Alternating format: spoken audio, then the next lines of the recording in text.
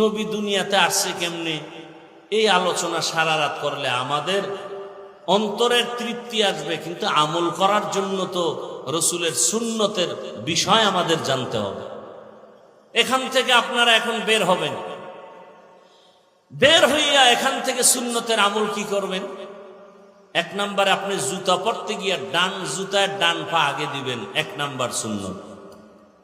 এরপরে বাম জুতাটা বাম পা ঢুকাবেন। দোনো পায়ে জুতা ঢুকানোর সময় কোন পা আগে যাবে বলেন? ডান পা। এবার দোনো পাও যখন জুতা ঢুকে পড়লো, এবার কদমটা যখন দিবেন ডান পাও দিয়া কদম দিবেন, এটা সুন্নত। হাঁটা শুরু করবেন আগে কোন পা দিয়া? ডান পা। যখন আপনি যাবেন রাস্তার ডান দিক থেকে হাঁটবেন, নজর নিচে রাখবেন, ইস্তেগফারের আমল করবেন। নিচে নজর রেখে ডান দিক থেকে হাঁটবেন আর দরুদ পড়বেন, ইস্তেগফারের আমল করবেন। বাসায় যখন যাবেন ডান পা দিয়া ঘরের মধ্যে ঢুকবেন, জোরে একটা সালাম দিবেন, আসসালামু আলাইকুম ইয়া আহলাল বাইত। জোরে একটা আওয়াজ দিবেন, 5 তলা বিল্ডিং পর্যন্ত যেন সালামের আওয়াজ যায়। দিলে ফেরেশতারা থাকবে, জবাব দিবে, আপনি না শুনলেও দরকার নাই। জিন টিন যদি থাকে, এমনকি মানুষ থাকে, যদি খারাপ কিছু থাকে বাড়িটার মধ্যে, সালামের বরকতে সব ভেঙে যাবে। এরপরে একবার আলহামদু সূরা, দরুদ শরীফ, এরপরে কুল হু আল্লাহ সূরা পড়িয়া ঘরে ঢুকেন। আল্লাহ রসুল বলেন এমন আমল যদি করো, আল্লাহ ফেরেশতা দিয়া তোমার বাড়ি পাহারা দিবেন। ভাইয়েরা আমার, এরপরে আপনি গিয়া সুন্দর করে ফ্রেশ হবেন, ওযু বানাবেন। ওযু বানাইয়া হালকা খানা থাকলে খাবেন, সুন্নত অনুযায়ী খাবেন। এরপরে আপনি ঘুমের বিছানায় যখন যাবেন, ওযু করে বিছানায় যাবেন, ডান কাতে ঘুমাবেন, দরুদ শরীফের আমল করতে করতে ঘুমাবেন। ফজরের নামাজের সময় উঠে নামাজ আদায় করবেন।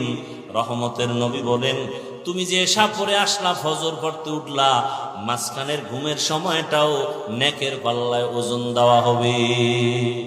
আতিনা ফি দারে দুনিয়া না হাসান, আতিনা ফি দারে উকবা না হাসান। রবিউল আউয়াল থেকে এই শিক্ষা আমরা নেই। আল্লাহর ভালোবাসার উপরে কারো ভালোবাসা নাই। আল্লাহর পরে ভালোবাসা রসুলকে দিতে হবে।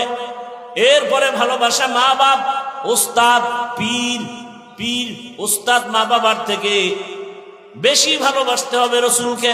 শুধু তাই না, নবী বলেন আমাকে জীবনের থেকেও বেশি ভালোবাসতে হবে।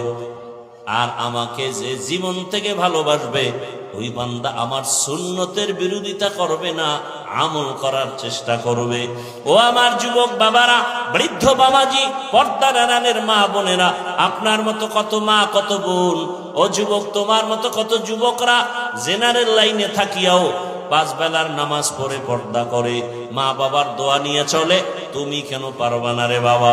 তোমার মতো যুবক যদি স্কুল কলেজে পড়ে নামাজ পড়ে, বলো তুমি কেন পারবা না? তোমার মতো যুবক সন্তান চাকরি করে, নামাজ পড়ে, ব্যবসা করে, তুমি কেন পারবা না? ও পর্দার আড়ালের মা বোনেরা, আপনার মতো কত মা, কত বোন পর্দা করে, স্বামীর মাল হেফাজত করে, মোবাইলে সময় নষ্ট করে না। আপনারা কেন পারবেন না? এখনো সময় আছে, আল্লাহর কাছে তওবা করেন, মনে মনে আল্লাহকে ডাকেন, হে মালিক, জীবনে গুনাহ কম করি নাই, হাতের গুনাহ, চোখের গুনাহ, জবানের গুনাহ, অন্তরের গুনাহ, আজকে থেকে তওবা করে নিলাম, আর নামাজ ছাড়বো না, বেপরদায় চলবো না।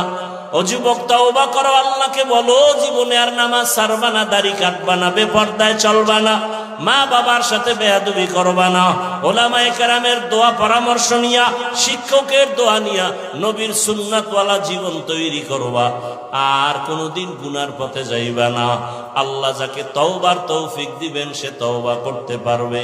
যাদের নিয়ত খাঁটি, মরিয়া গেল আর নামাজ ছাড়বো না, দাড়ি কাটবো না, বেপরদায় চলবো না, জবানের দ্বারা গালি দিব না, গীবত করবো না, মিথ্যা বলবো না, হাতের কাজের দ্বারা কারো ক্ষতি করব না, অন্তরের কল্পনায় কারো ক্ষতির চিন্তাও করব না। তওবা করার মতো যদি নিয়ত হয়, দুটো হাত আমার আল্লাহকে দেখাইয়া দাও। আয় আল্লাহ, হাতগুলো কবুল করে নেন, তওবা কবুল করে নেন, তওবার উপরে মজবুত হইয়া চলার তৌফিক দান করেন, আমিন।